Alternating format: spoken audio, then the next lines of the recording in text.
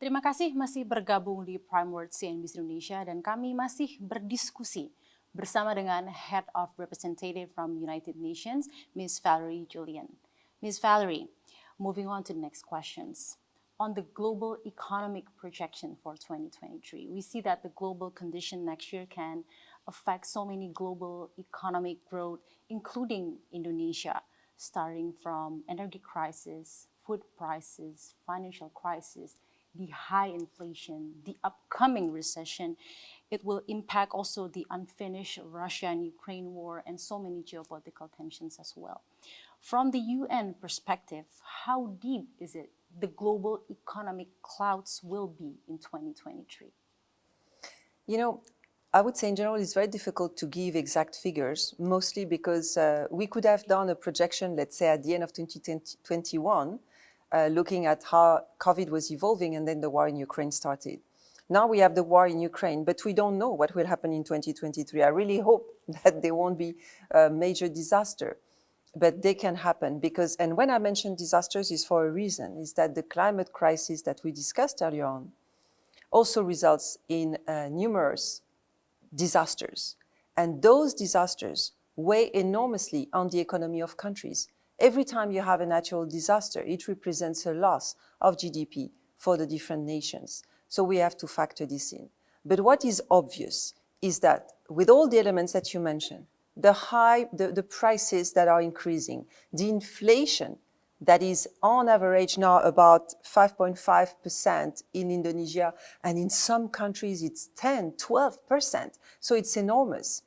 With all this, it is anticipated that the overall global growth will be much slower next year than it has been in the past.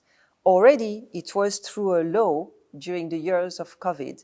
Then 2021, some countries ended up having good recovery. Indonesia was one of them. You know that Indonesia already had a positive growth in 2021. But now with the war in Ukraine, it is estimated that the global growth will not be beyond 3%. It might be 2.7 or 3.1 as a maximum.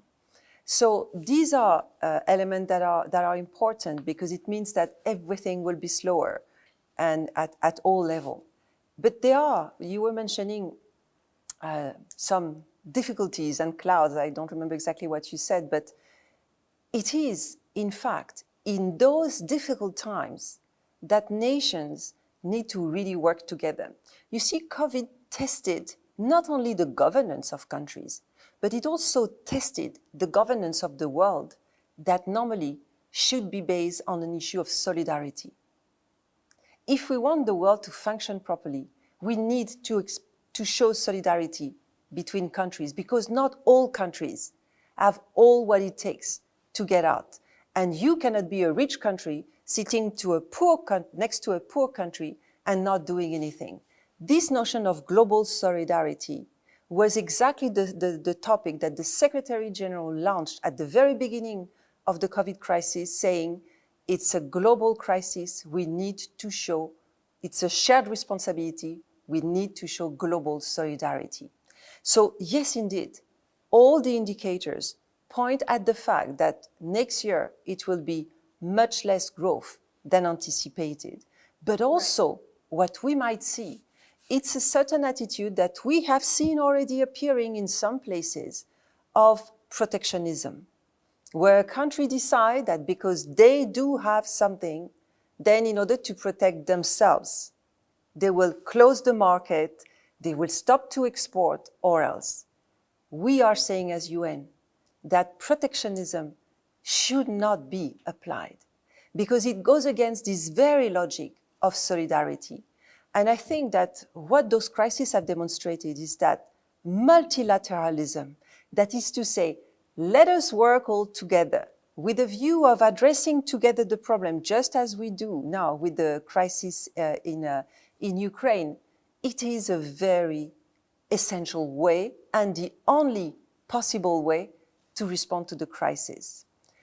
And if I may, I would like to add that also I was saying, please, no protectionism, because protectionism is going to have, like, it will be salt on the wound, it will be oil on the fire. It will not solve the situation. But equally, in those times that are so difficult, this is when all the commitments, particularly vis-à-vis climate, have to be applied.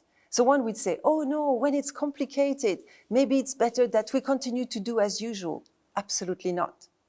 Renewable energy is an important agenda for the world. And even in those times, we need to focus on that.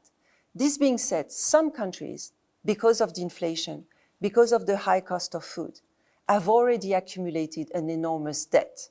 So it is also very important to work with the international financial institution to make sure that all the mechanisms are in place so that there can be a level of debt support for those countries, because we still need to keep in each country enough fiscal space so that a country can continue to support its weakest and most vulnerable citizens. This is what Indonesia has been doing. From the beginning of the crisis, Indonesia has been supporting the most vulnerable with a subsidy.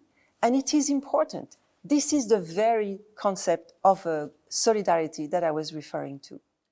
Right. Lastly, ma'am, what is the message from the United Nations so that Indonesia is able to maintain stability of national development amid so many threats of a dark cloud in the global economy next year? I would say Indonesia is already party to numerous conventions and treaties in the United Nations. So Indonesia has already demonstrated its commitment to the global agenda, to the global ambition that the UN represents to a certain extent. So my message for Indonesia is to continue to be true to those commitments. And one of them is, of course, the SDGs. And Indonesia has been really a champion and working hard on the SDGs. But my message also to Indonesia is also to say, continue on the trend that has been the trend of the country so far in making sure that it really embraces all these commitments regarding the planet. As I was telling you earlier on, Indonesia is well positioned, has the capacity, the potential to really set an example and make sure that all the other, for instance, island nations, take an example on what Indonesia does as an archipelagic nation. And I would say to Indonesia, as I would say to any countries in the world, no matter the result of your GDP, if your people are suffering, your GDP, your global revenue can be very high. If your people are poor, you are not a rich country. So I would say, make sure that nobody is left behind. Because unfortunately, this is what is happening. The development that has taken place over the last century has actually benefited a lot to a smaller group of people. And then a large segment of the population was left behind. First of all, women. We haven't yet reached, we are not yet today in this world where there is a total equality of rights for women. And if there isn't a total equality of rights, there isn't as well an equality of opportunities. So women on so many aspects have been left behind. Then we have the issue of youth. Equally the youth. They represent the majority of the world population today, and yet they don't have access to the decision. They don't have access to the opportunities. Other people who are left behind are also the people with disability. Any nation in the world has on average about 15% of its population suffering from one disability or another. People who live in rural areas. In Indonesia, the people in the coastal areas also. In the east of the country do not have the same level of development as Java, for instance. So there are so many groups that are left behind. And my message to Indonesia, as it is for all the countries of the world, make sure to not leave anyone behind, because no country, in my view, can be considered rich if its people are poor. Thank you so much for sharing your perspective with us, Ms. Valerie Julian. A pleasure to have you here with CNBC Indonesia. Thank you so much, ma'am. Demikianlah diskusi kami bersama dengan Valerie Julian, United Nations Representative to Indonesia di Prime World CNBC Indonesia.